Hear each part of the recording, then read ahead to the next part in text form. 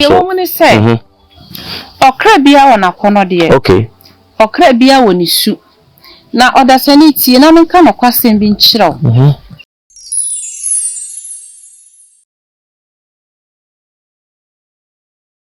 Yemu bia kwaba. Na yasan be ma me abawa ho nature servant. Ma me ma kwaba. Yeah. Na bia bokode.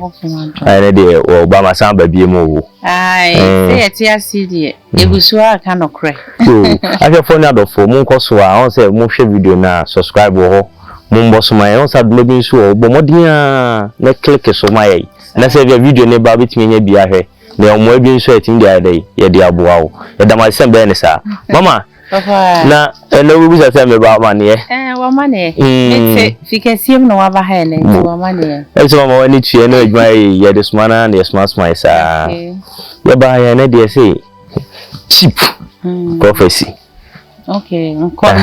enkomse eni aba eni aba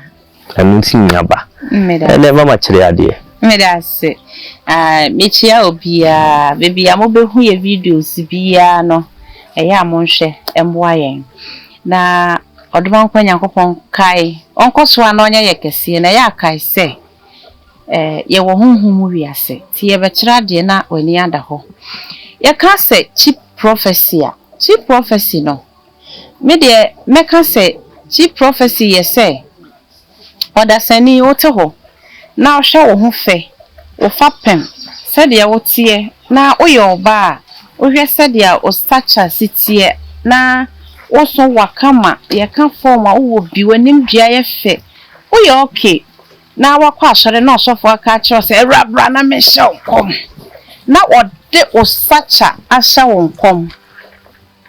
na eno nso hu senke no na wo pe no me hu ni say ye cheap imaginable prophecy or describe na why den wa sha onkom enti me to me no cheap prophecy ya samu a enkura ba na wo ka de ahoa ho mama say me to asi ya na say o different baby na tuition ni pa oban no su no oban no nya ka asma to so pe eno penese o ma dwen na ye adwuma mama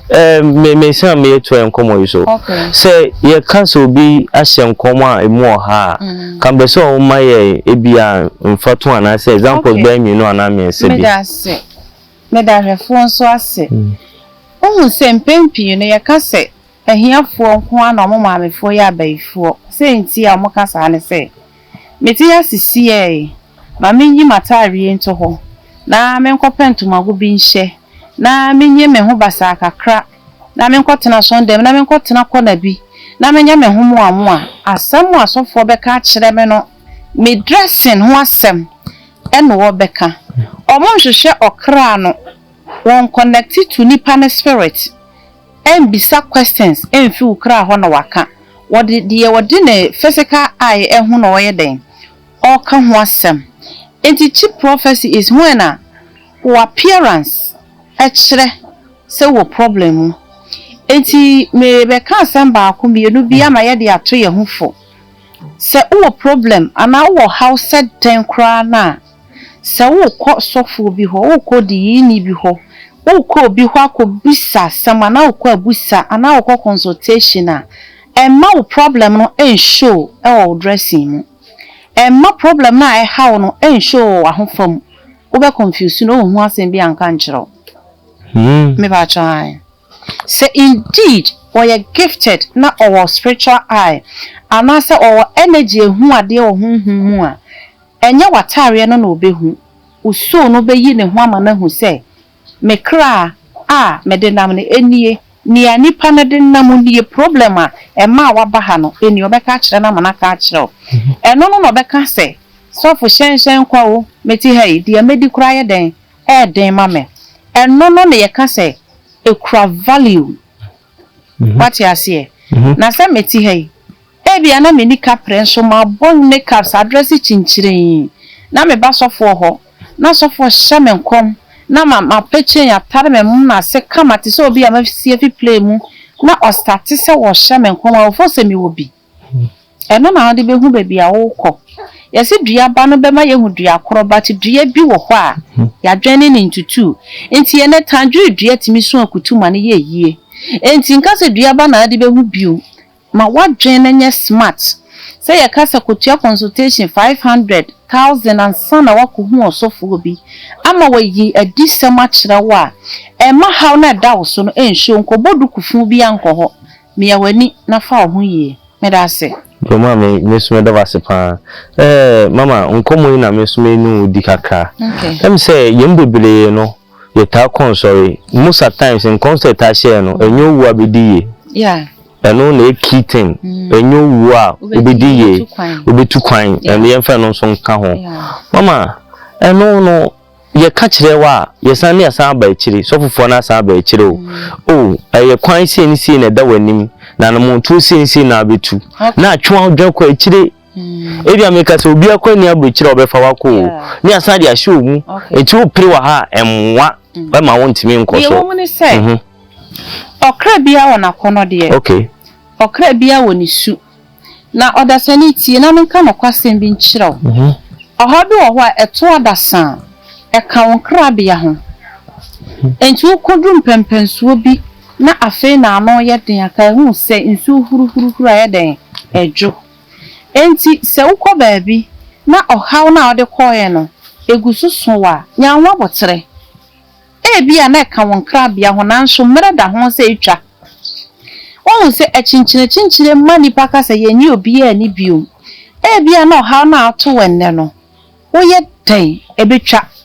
enti demo awudi ichi no ade eti wo no nso bre ne ho ase enti so obi sha wonkom se akwantu da wani mu a cast your mind back ko he se na so me kura ya ka se me betu kwan na me yanka sakura no me wo birth set de mini birth set mini way kai miracle can happen yes obi betimi hira da kope apagya wa ye wiye nanso bisa wakra na otu mu ne se akwantu kan nkra bia ho ana enti nkrofo bebre tu kwan akoduru akwantu mu kwan ne bie ma mu e wo makọ all right nanso sansa ne kra ma ho kwan na okoye ni nti wo bre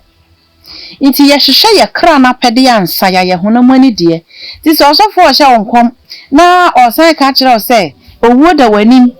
da wanim a ebi ye nokre ye twem yeye na okase yare da oso a bia na yare no doctor kwa hospital ho doctor ka kire o se yare bia ni ho mu wo ho eya na ka ye nkra bia ho e ka ye shebre ho se nipa wo mpempenso bi a obeduru a yare bi ba behye edru ba bi ada kro be sore no na afiri osokọ enti se ye hu niema we nyina sa eniema e ka ye nkra bia ho e ka ye shebre ho a esi eti so edru ba bi a e ba be to ye wo kwan mu ye hu a e ba ye nya ye ho abotere na emum ne obeye ye gidia na montuo ne mpaibo wo bo mpaye na wo gidi se obo ade odomankon nyankopon na nkasa no wa ye wo sedia ope nya ne awo wo pe enti hospital doctor say onim yare ko na wokọ na hunhumu obi bo yare ni din kirew na ye ma na anya yi a fu ani kire obo ade no na fu wani hwa asase so na ane asase nkasa ohu beto why yo monko so na mon subscribe na monye dey mon click so my because a chechire we nya no baby a abo nya monko so anhira wo let me say ene de obi yani na o so kire ade pa me bebisa wo ma me ti we se ne odi kan me ni visa me ni obi anso ti abruchire na de ato so se obekọ etimi kan date kire wo se ni asan kan atwato se do 2 years na wan kwa hu se ne o ma asesa na dan ni asan di hu ato so yembe biri fa sa titi ni okay enti se ekoba se obi ti wo se se ya wo hwe MC ahye ne san kom ne bi tam na pa ho se ni pa ne se na bra boys sa pepete bi entesa se ni pa no mama entesa le mane kire na de ne san hye ni nkura ma ye yo no kwasema hinta ohunhu mo ne se esun wiase mo ye fe ena hamu wiase mo nso ye fe enti se obi ehu hamu asem ka kire wa ye de kwa esu mu kwaje ho safoa esu mu wiase mo ade a ewo ho no eye wa won krabia o shebre ho asem na me kan se obi aka kire so obetu kwan woni passport wuni wuni ho hwe wuni obia wo ho na wasan ka kire se me ma 1 year 2 years etwam dia uye dia twam na udimirika ye kan so bi betu kwan ya mani date udimirika kwaye na yi wa ye passport wo de na masofo so I can remember obi de ne de ba say men sign mano me sign no me hu say denied but me sign ye because o ka kire na ne gidi nyina beba form okona anye yesu obeka kire say wo de wa no na ye den e ka kire no enti se e kan won kra bia ho abebam ti imo bi fa ose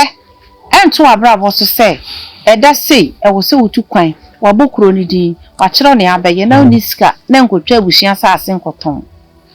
e bia na yampa se wo betu kwan wa hu nanso wo fa wo kapra enhye sa kwantuo nim enti abotere ene otwen ene se ye ne ye kra ebe kasa niyama ye hu so dum kwanya nkopon abodie mu no na de bi oboye no ni tumi timu o ka abodie ni ko bidia ene na wo tumi ye den etu mu nti wo na wutimi hyankom eto wabrabo so e kan tantu tiri so na bemu a oni opie ni wan ena ase asem sa wo pese wo gyan kom hyetrɔ ene chi prophecy e ka ho asem edi a wo na wo be kan tamatu tiri so na wa hye wo ho kom because ye won nipa bi a omo wasasi so ense se obi de ne nsato omo so bɔ mpa ye ma no ene ye won nipa bi so wo ho a asasi so omo ho no spiritually no mo body guide ense se obi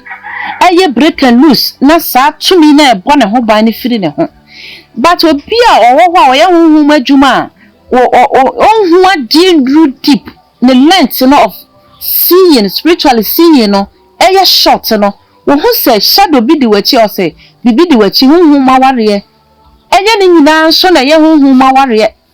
ebi wo ho a na your body guide spiritually no ya assign ne se wo mbo ho ban na anamo a wutu obra kwantuo mu no ade bi beto wo kwan mu a wa prafiri ho enti ye be treat ya no so later mama ye da wasipa ya so mi se to so na wo ka bi fa honhom atuo mu se ye mo bebre o wi ase ye ntimi ne honhom communicate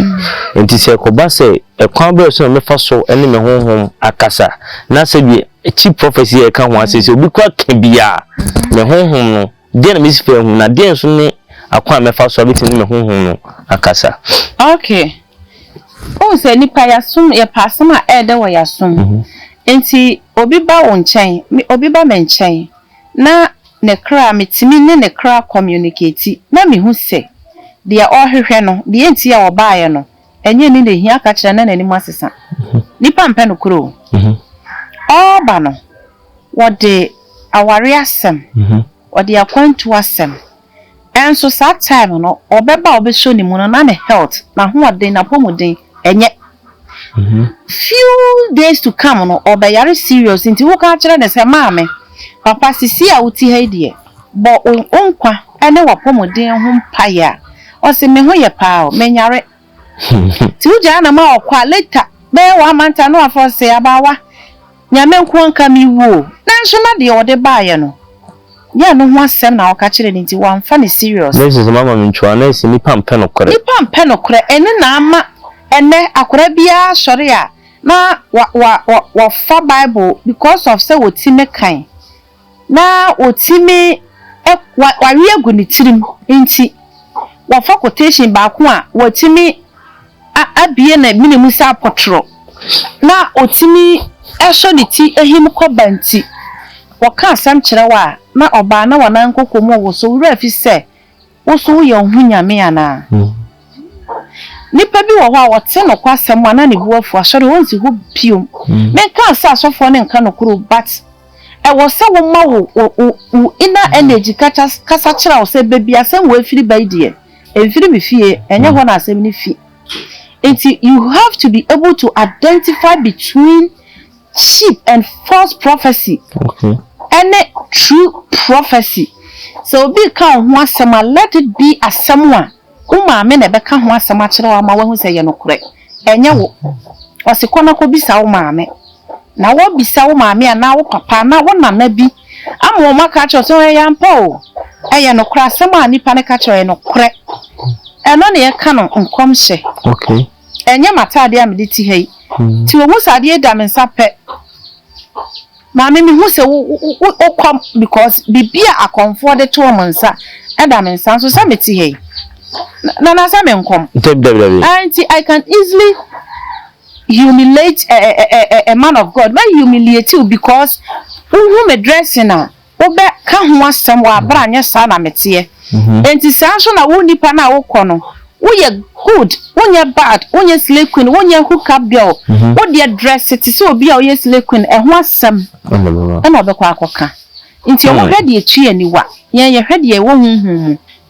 that is why I can say we a cheap prophet e di no correct time o me le de o kira de pa na ye fa bi ntu ye fa bi nso ntu ye honfo se bi se o kɔ ba bi se ko hia mo a wa ho fama no mesrew wo hwɛ ahmane e bɔ no na de ho asade ye de ahyekɔ no be mo hu no korɛ e wo mu na se bi ukopɛ bosia na se o di chin se google won se go na ya o ko wa na de be ma ho ukomu chin o se ko ton fa ihwe de ore kwa akɔye enti mesrew mo nkɔ so ahwe se nyansa na ma be bɔ ye nyina mama ye kire ho ade bi de na de wo cheap so ade ayefo ade mu ha eni ngina so na e ka ho asɛm nti mama nipa bebre anyare e wo saa nyoma no nipa bebre afrifie e wo saa de e ka ho asɛm ne ho obi on man ma me communist kan to aduane ndi because obi wo ka kire ne se onye wo na eye no na so oboso me nkro no de share ye fun ba wiase o saa man nyina ekoso ye mu bebre e na ye wo ka se be me de wo se enya asofo nko akonfo ka ho adunsifo ka ho mama si se ye nipa na ehia moa no ye nipa ye se no me be say sa ye kra no ye kra na etie mu no mama di na me ye kra ne ka se betene ne okay na be so boy ye kra no e be mama nya asam mama kire ye ye be kire kakra bi me da ba se eza se wo kokan nipa na asam a wo ka no ni book antworo nti no ni refi so ye bibifo ye ne ntworo book na ye ne ahonhom na e kasa what you see nti ene na abibifo ye kan ngoma ye ne ahonhom ne ye nananom ne ahonhom ne kasa na omoti mu atia ne omoti nsuo tumi kasa enti nipa kra oti mu no oti se nsuo tumi ye da ho na because oyo nyame abode nsuo tumi ne odoma nko abode wonso ye odoma nko abode a bibiti mu a e wo so obi etimi consult no ti se mitimi consult nsuo tumi ma na kire me se abawa ye say dia na kire se me so mu na mitimi ne wo ina spirit ye okra ne kasa dia wonso so otimi ye bi what you see otimi che okra de ne tena se okra bena tena se na me busi wasem dia kwaso ye ofe in fact ye de me twi famusa mema de twi famusa na ye wo fa na den ti bibi da manim na nya rato twe ne mame na nkane na minim na ma ye den mahu enti se me ko na me polia ma hyenso de ye bi nhya menso me de ntentan na aye me de ti me ntentan hia me en ha me because uni di bibi uye bibi e be ya de ya hyenso de e be mo wo hu se kwa wu koi kofi wa wu koi wan hwa na yere be bo ne yere ba beto wa be hyew de ne be indicate obi wo ho se me fele se bibi nkoye wo manim wo fele asan wo se mete ho akwantu a me betui me ho ye me basa na kire se obetimi akọ aba bedru asumje but positive results de unya bi bi a wanya akwantu ma akwanya se wo se wutu kwan ekwa akire wadwen ye ontanta se wo betu kwanya kwa abrochire wo firi wa bibia asase ye we so eja ekontomire ne ya bedru edie na wo kodi abrofo aduan na kire se wo betrapo akọ man foforo so a ye kwa abusa ye kwa nkra ye kwa spiritual protection and spiritual backup enti wonne wo kra kasa me kra yaw sorry pie na bra saa da no wonfa me ko nka wano wonfa ade ye srade ekosua mojanam ne saa ne amana nka wano enti fitia na pa na wo sorry ye no wadwuma wo be ye ne sa wonne wo kra ne be kasa wonam ana ne kasa wo de me nkasa saa da no wadwen asai wonya due bi asetena din a wo se me kra se de mframa aboy se wo hu mframa tumi a ebo mprapra no miemusuo esan firma brabom enyi yo hawa deda manimu a me fredi a ebekwa akwatumi wakwan mu enyi firi ho mame enti wonsam a wo kana na wo kra ye den etie enti sede ye wo nipa sutifo no sanso ye wo bia ne kra so asi yes Mum kra. Ye wo sa. Ene ye wo bi a nani hu ade nso ne kra ni afura e wo se unwane no. Ti se ye ni mumu kasa ma oti ase de a. Wonne wo kra wo ye mumu so kasa obeden.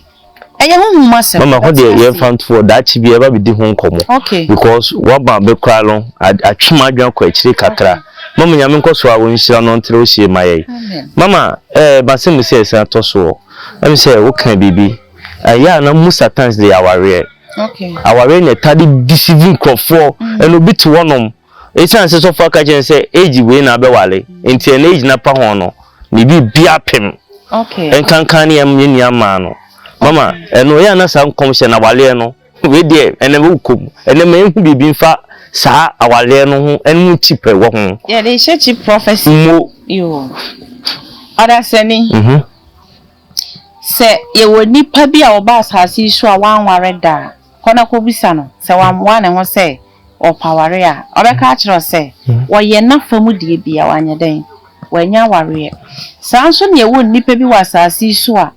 wose wanwota ene ode abo abro ko bisa no. Se wanya ade a wo ba fia na. O ye ni nyina nso anye den. Amam. Na kire se ye wo nipa bi wo ho a aware nka ne nkrabia ho. Ene ye wo nipa bi so wo ho a awo ye funuwe owo bi enso awo nka ne nkrabia ho. Nso ye wo bi so wo ho a obewo nanso wo nya kunu nya den entena ne ho na kire se odoma nko nyankopon aye no ba afa be ma afa ono a na ebe ye oba aye be ma na wa be hwe ne ma. Yes, ye wo nipa bi wo ho sa. Enti abodie mu no nyame hyehyɛ niema bi a ebro nipa adwene ne nsi ase nso ya obi se nyankopon ye humobroja ne ade na mo obi aye boni na obi awo bebre ade na wa mo obi oba baako obetimi aso ne nsem otwe ne kra ne waware mu chances 7 times. Obi so ba o so ne mu a o waware mu chances baako. Obi so ba na so ne mu a kokra woni bi nti wonya tena se king asema obehu wa ne ho ne se one aware de on forget no mo ne bra awo de obetimi awo nanso ntimi be ye obi message da o ka we ye be ye nipa adwe mu ntanta ba ne kora no ne se abodie mu no nyankopon ama osa o kọ soro eba fam o ye den enyina ti mesre ti enyina ya bete ye ho ase na kwan ya obefa so hu bia no de kan fo obo ade nyankopon na ase ema no ni ope no de waye sa asam na ye ka ne se hyebre no obi ka kira o se enkra bia o se be ye yi aka kire so ye trofo udi fire soro ena de baaye ti se wa pre aware ho kwan na ye hye obo se bebam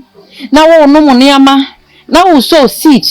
na ukoda mountains na wanya ulcer na uguso for so a fakoye kunafo mobro fakoye omadoye na nyame ebe bie kwan bi a ebe bro ne a wo hwehwe nda no so ama eno na koba ne saa okofo obi owo bi wanya bi na onfa nye ne yie no okofa firi ne nsa no de abefam na wayusu akosi wuda saa na tie enti obi nwa enye nwanwa saa so na obi a ankwa aware a enye nwanwa saa so na so obi a wo different fathers na wonye kunu na so yo ba pa enye nwanwa because shebre ne nkrabie mu asem ka ti sa wo yo ba na wo ye bema na asem we towa hwe wo brabom na da nyame ase because obi enya waje obi wa aware mu anije wonye kunu wonye anjire na so wo ma na wo bebra obi ana ne papa no wo pe ba kwa ya ade wanya o nse nyame won wie na ade a wo ye no won wie asetie ma wo wonte ne ho wonte wo ho ase nyame wan hyehye niam ma nipa hu ne se eyefo o ya ma wahu se ono no de ne ho ne ope ene wo ye enkrabia ne hyebrasem eno no enti mo sofo obi ana da o se o nwo a ofia baifo enye ni nyina baifo no nye omuntimi nye ni nyina no muni hu hwi omunim ho hwe ye woni pe bi wo ho a ne fie be yi kura suro no nso woni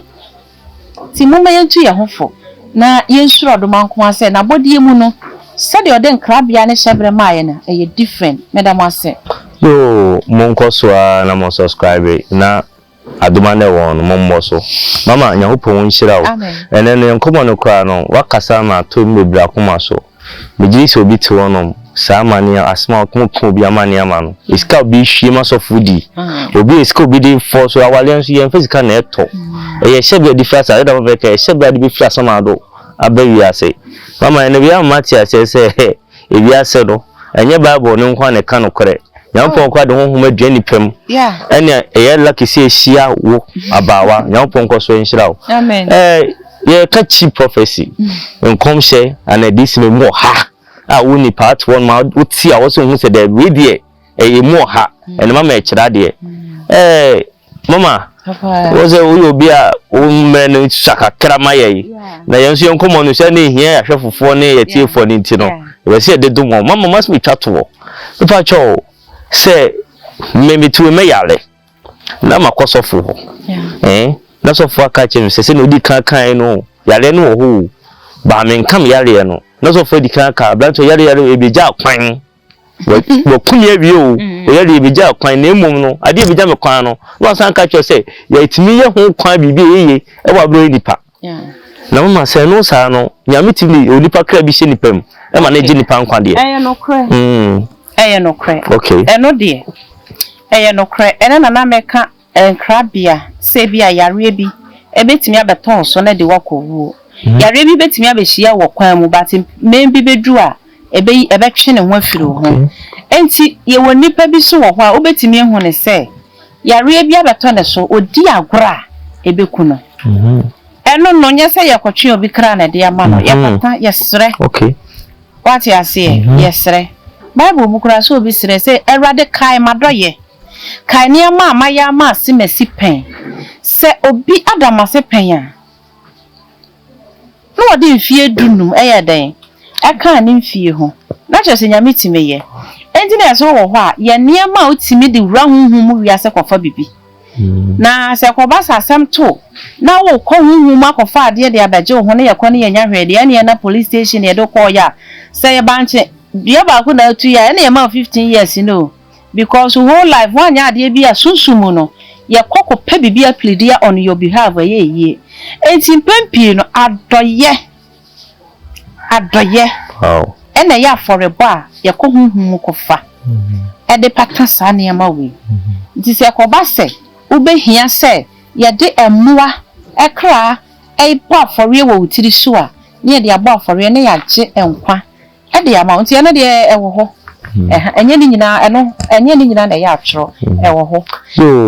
abawa yankopon koso enhyira wo na onma wadwene ni nyansa na da bia bitim dia dom ye no ma ya yera no nyame nkoso enhyira wo mepa cho monkai se dwumadie no